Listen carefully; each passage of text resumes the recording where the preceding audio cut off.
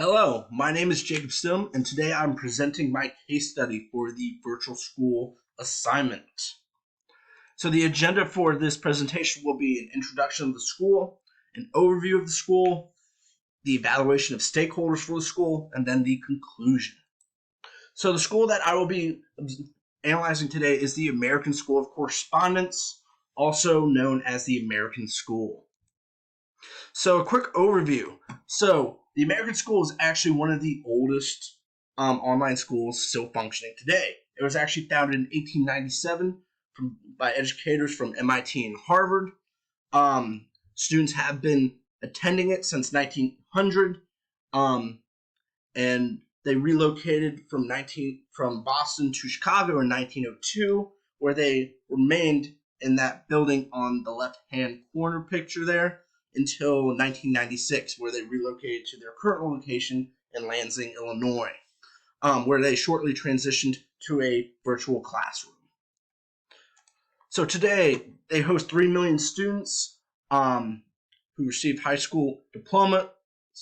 They're considered one of the oldest and largest virtual schools worldwide, offers both on-paper and online courses, and has a host of famous alumni such as Jessica Alba, the Osmonds, the singer Selena, and Andre Agassi. So there's different references in the media and the profession about this school, whether it's magazines, newspapers. Their ratings are pretty decent. There's a lot of different information about them in different types of media. So their school mission is the mission of American School, a not-for-profit 501c3 institution, is to provide quality educational programs and individual courses to individuals and schools at a reasonable cost using various distance learning methods. They are very accredited. They are accredited by the MSA, CESS, the NCPSA, and the AI, which allows them to not only teach middle and high school, both locally and nationally, but also internationally as well. So they have a lot of different accreditations that they have been recognized by. School administration, they are non-for-profit, so they don't have stakeholders, but they do have a board of trustees. John S. Camp, Gary R. Masterson, and Valerie J. Riley, who are all in the photos below, are part of the board of trustees. Valerie J. Riley is also the current president and principal administrator, who, by the way, is appointed by the board of trustees. So I thought that was very interesting.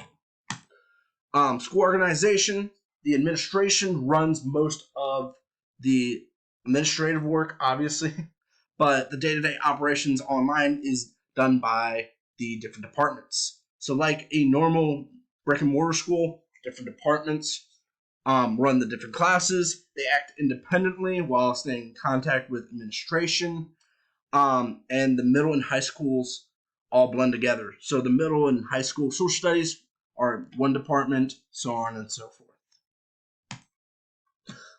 Rules and regulations, so the regulatory environment. Classes are handled in-house by departments. If there are behavioral issues such as online bullying, student-teacher conflicts, that's when administration handles things. Administration actually posts on the website to contact them if such things occur. And then counseling and supporting services are handled through the learning management system, which I'll talk about later. A lot of the information I found came from the student handbook, and I thought it was very helpful and easy to find. Rules and regulations, all classes, resources, and supporting services are done through the American School's LMS, or Learning Management System. Students are responsible for attendance and following home state rules and regulations. And there is a requirement that in order to get a high school diploma, 20 credits are needed to graduate. 5 credits minimum need to be from the American School. So you can mix with another school, such as your home school, but 5 of these credits need to come from the American School. They also have an anti-bullying policy, honor system, attendance, delinquent account policy, which all could result in things from having to observe online etiquette and privacy classes to having your account suspended or taken away.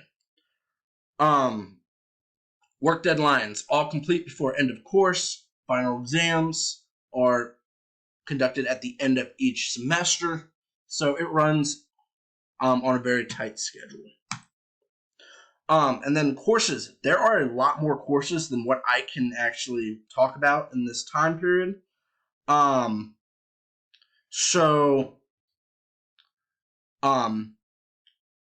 What happens is, but what I can say is it does run from middle and high school, as well as an independent study program, which is the equivalent to a supplementary class. So if you need to take another class for credit or retake another class, that's pretty much what that is.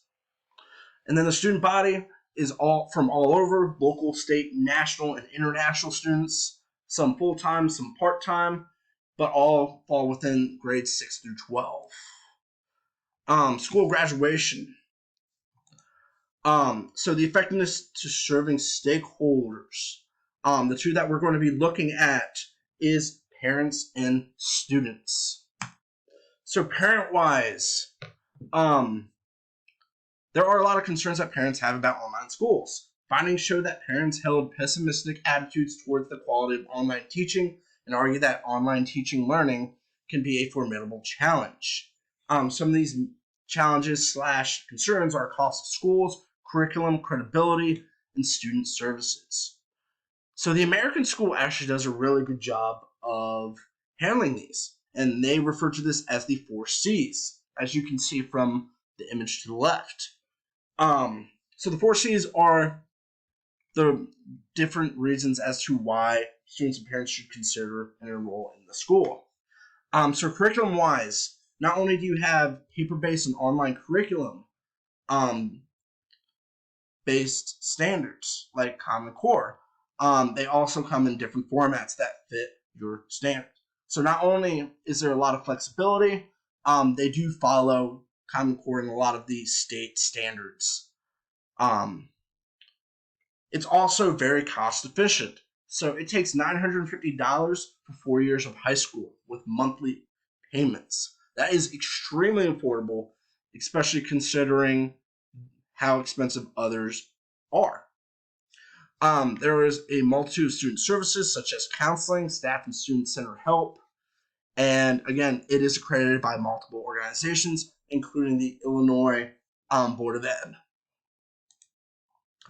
There are still a few concerns, though. When it comes to technology, there is a series of technology requirements. You do need to acquire your own Wi-Fi and equipment. And this is an issue because this means that families from low-income households may not be able to attend the school as a result. Of children who lived in a household with an income of below $25,000, only 56.4% reported having a computer always available, and 57% reported always having internet available. So there is a divide when it comes to this.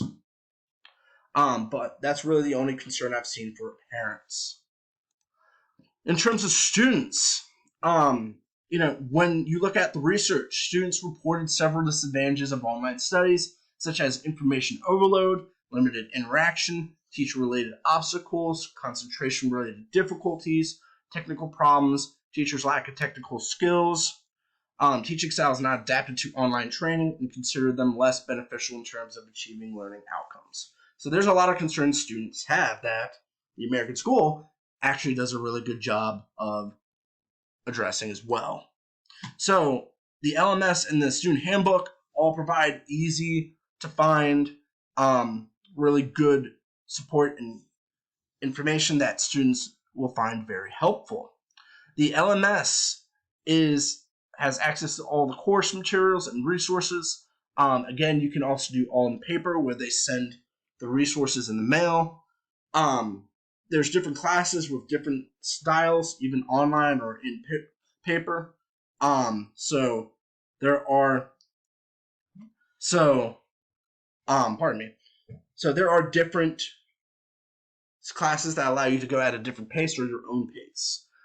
There's constant access to staff and online support, so students can always get the support they need for classes.